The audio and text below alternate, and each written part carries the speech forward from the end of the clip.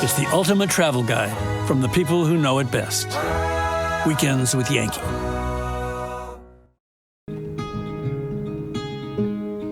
The sun is just coming up here on Hamden, Connecticut. There's a real chill to the air. And while winter is beginning here, behind these walls, it's always summer. This is two guys from Woodbridge Hydroponic Farm. I know that's a mouthful, but what they grow inside there are some of the best microgreens in all of New England. All of the vegetables here have that sort of new spring look to them. This is kind of cool because you have like some romaine, you have a little bit of mustard, you have chervil, which is like one of my very favorite herbs. It tastes a little bit like licorice. Meeting Richard at the farm is four-time James Beard Award-winning chef Michel Nischan, a leader of the farm-to-table movement who runs Wholesome Wave, a nonprofit organization that provides low-income Americans access to healthy fruits and vegetables. Each of these plants has its own personality, its own characteristic. They bring their own set of nutrients to the table. Every part of it seems so clean and so perfect. Yeah, I mean, growing them indoors like this just really lets us get total control over the environment, the nutrients that are fed to it. Showing them around the farm is Ethan Hack-Chabot, the nephew of one of the two guys for which the farm is named, who works at the farm's stand at green markets throughout New York City. With hydroponics, you're actually getting an even healthier plant, even more nutrients. So with soil, any plant that you're growing is going to have to search in the soil for the nutrients it needs to really, become a healthy, full plant. And it puts some stress on the lettuce itself. But since we pipe the nutrients into the water, the plants don't have to do any searching for what they need. It's all fed directly to them. So are these microgreens, I'm assuming? Yeah, these are the microgreens. These are the ones that people consider to be really nutrient rich? Yeah. They have the nutrient density of 8 to 10 times what a full mature leaf will have. So at this point in the plant's life cycle, this is 7 to 10 days after sprout stage, 7 to 14 days. You can buy from Mexico, California, Florida, mass-produced. Yeah, I'll tell you right now, this isn't mass-produced at all. When you're at market, it was alive and vibrant this morning or yesterday. All of those nutrients, all of the antioxidants that help us, all of that stuff is alive and well, and that's what it means to be local and fresh. This is kind of like a bull's blood sorrel. I mean, it doesn't even need dressing on it. Well, no, it's so lemony. It's a lemony sort of apple taste to it. Yeah, it's gorgeous, right? Yeah.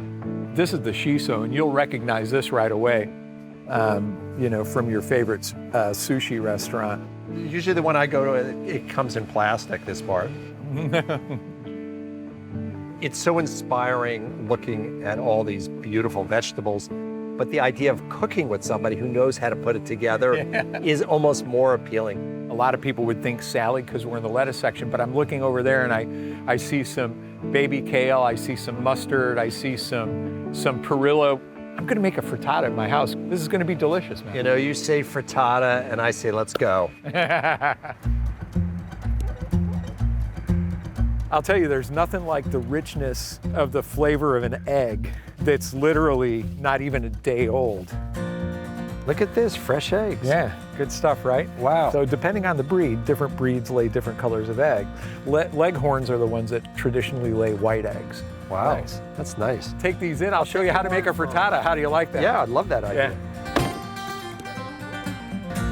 A lot of people, when they cook frittatas, they're like, no matter what I do, unless I want them running in the middle, they come out dry as a bone. Yeah, that's my problem. I have a cool trick that I'm going to show you. Okay. We have leftover butternut squash, onion, peppers, parsley, some scallions, the perilla, 3 cheeses, and some good old butter, and then some purple and orange sweet potatoes.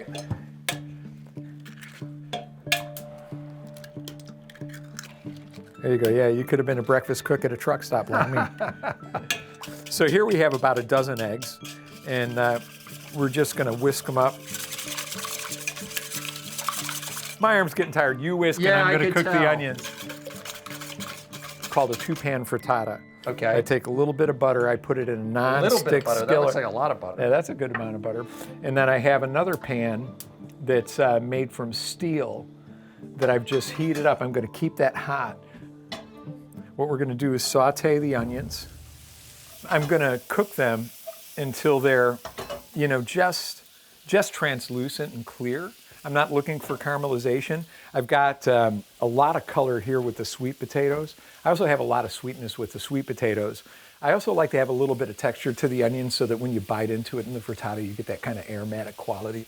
And they're pretty big chunks. I love people to know what they're biting into. One of the great things about these, hard autumn vegetables is when you cook them and they soften, they're lush, they have a texture.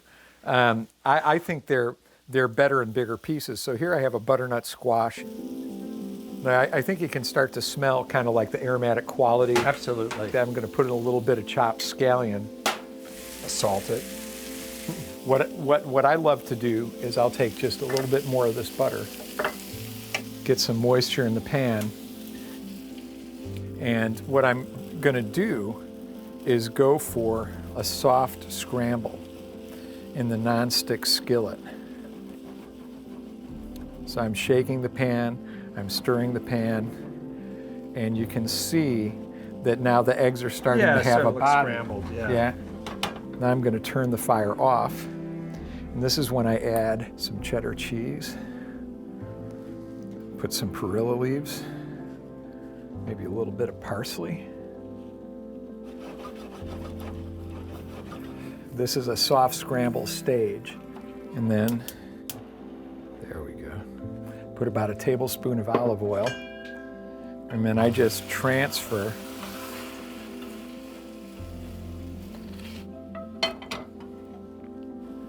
and this is a little bit of Pecorino Romano cheese.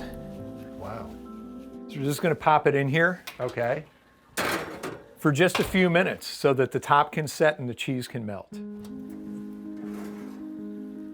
There you go. That looks great. I mean, you promised it would not be dry, and so far it looks moist, but we'll see how it tastes. Yeah, that's right. The proof is in the frittata. Okay, so we have a little bit of two guys from Woodbridge Farm, and we have. That just looks pretty. Kale. Oh yeah, it's gorgeous. Here we go. That is so beautiful. And moist. Oh my Moist. gosh. Well, Should we try it right here? yeah, we should. Okay. Absolutely. Cheers. Bon appetit. Bon appetit. Okay. All right, so here is my honest impression. This is not a frittata. It is what they call a autumn slice of heaven. Oh, nice. I'm gonna try this for sure at home. Well, again, it's one of those things, you can make it in even larger batches. You can feed up to 12 people out of one of these if you have a skillet big enough. Thank you very much for introducing me to this food, because to me this goes beyond food. It goes into a lifestyle that I aspire to, and it's really wonderful. So thank you again. Oh, it's my great pleasure. I live to serve, and we just served each other a frittata. Okay, very good. Thank you very much. Cheers. I'll try your salad as well. Awesome.